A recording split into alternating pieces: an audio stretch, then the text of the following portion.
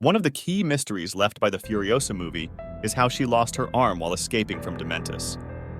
After he captured her and her partner Jack, Dementus ordered one of his gang members to tie up her broken arm, while Jack was dragged around by a motorbike. Dementus then sat on top of his vehicle to rest while his gang circled and tormented Jack. When Dementus got bored, he stood up to check on Furiosa, only to discover that all that remained was her arm. Soon enough, he spotted her on the horizon riding away on a bike. Desperate to chase her, he rushed to his vehicle, only to find it had been immobilized. The question is, did Furiosa really cut off her arm, or did someone else do it for her? And was she also the one who immobilized Dementus' vehicle? Let's dive in and explore the details. Watch the full video as we break down some interesting clues. First, let's rewind to the moment Dementus discovered Furiosa's escape. He finds only her arm. But wait, why is this guy just standing there? Let's take a step back. We can see him sheathing his machete, and there's a clear shink sound. Could that imply that this guy, known as Mr. Harley, cut off Furiosa's arm and helped her escape? Let's rewind a bit further and see what we can find. Mr. Harley, along with another villain, Mr. Norton, is tying up Furiosa's healthy arm. When Dementus orders him to tie her broken arm instead, Mr. Harley pauses and doesn't look happy about it. Right. You lost your touch.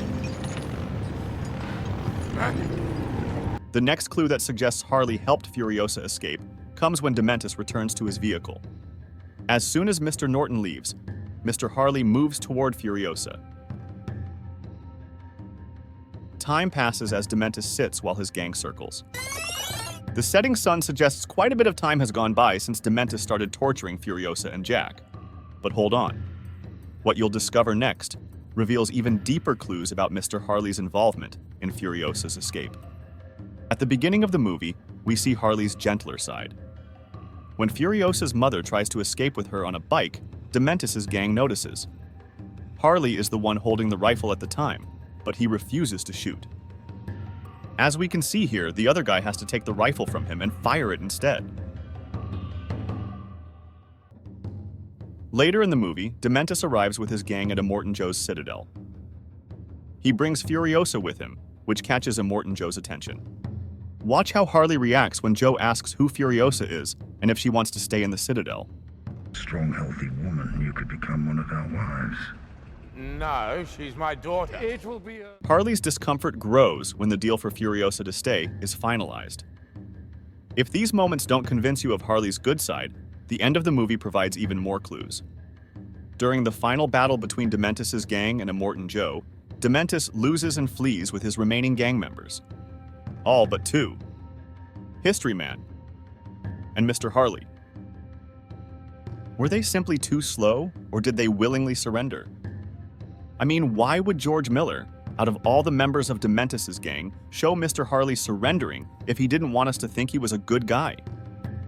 Especially after all the clues from the start of the movie that he was protective of Furiosa. Now, back to Furiosa's escape.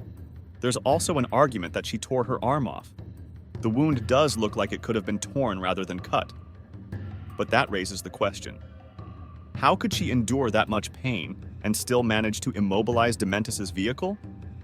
To me, it makes more sense that Mr. Harley helped her.